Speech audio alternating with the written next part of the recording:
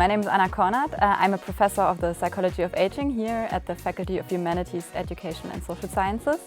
And I joined the University of Luxembourg in 2019.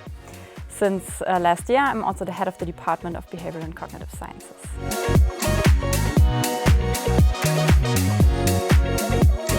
The mentoring program is an idea to kind of formalize a relationship between a person who's more senior in the way of science and with a more junior researcher, and to kind of have meetings and share experiences, share questions and answers to these questions in a way that is in a safe and a little bit more organized setting, let's put it that way.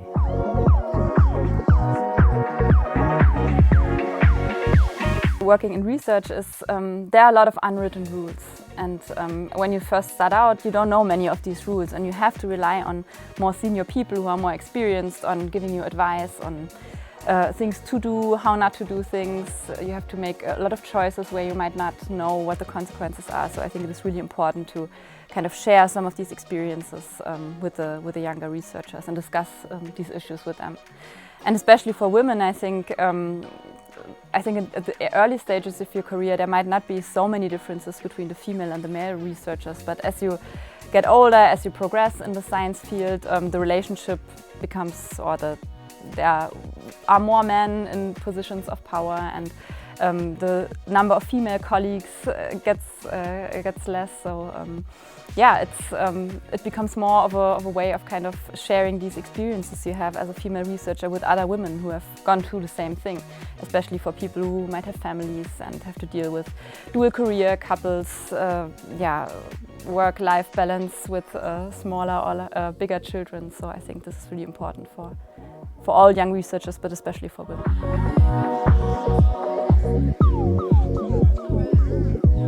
I think the challenges are the same in any job that requires a lot of personal input, a lot of time spending on working. It's not a 9-to-5 job.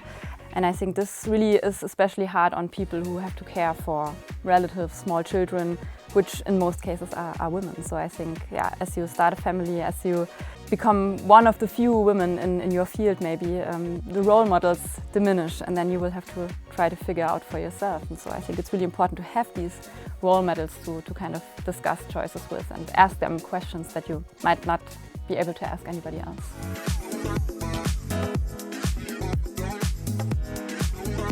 So I have profited from very good mentors throughout my career. I was very lucky in that regard, from like my very first PhD position to my postdoc phase, but also when I came here to the University of Luxembourg, they were always like more experienced researchers that really helped me with their advice and with their guidance. So I was very lucky in that regard. But all of them were men, so it was really, when I was looking for female role models, you really have to be more active and have to go and see, okay, who are they? Who are the women who are maybe at the same or similar career stages that you wanna reach, and then you have to really be proactive and ask them to have a meeting with you to discuss your questions.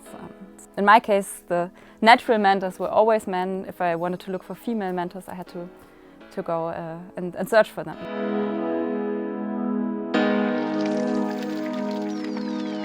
I try to be very organized and to really work more in a shorter amount of time. I think that's the way it works, because I have very few hours in the week that I can work. I cannot do 50, 60-hour work weeks.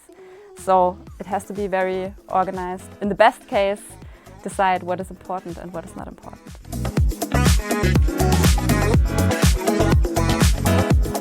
I think in an ideal world you would take away a little bit of the fear that women have, because I know a lot of my peers that I started out with when I did my PhD, they left the university or their careers in research after postdoc, because they knew, okay, it would be very hard to get a position with a CDI. So to take away this fear for women, and this would mean, I think, having more secure positions even in early career stages, but also give them the opportunity structures to manage a career in 40 hours a week with childcare, but not like organizing away your children. So kind of make it okay to attend a meeting with your child.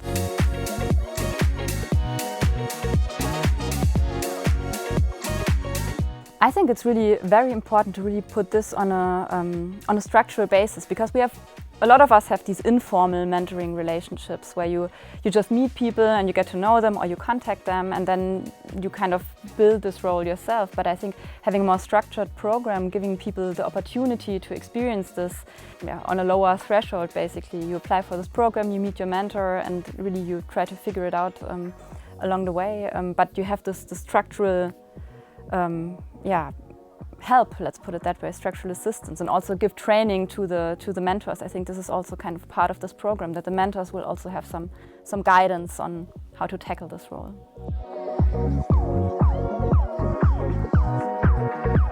Yeah, I think for me it's always difficult to kind of separate this being a woman and being a person who has a family, because for me it was always kind of the obstacles I had were always, at least in my experiences, concerned with me having a family and trying to kind of balance and manage. But I think for a lot of people who don't have families, they also experience these gender-related issues, let's put it that way. So I think it's important really for all young women or young researchers to kind of have these mentoring relationships.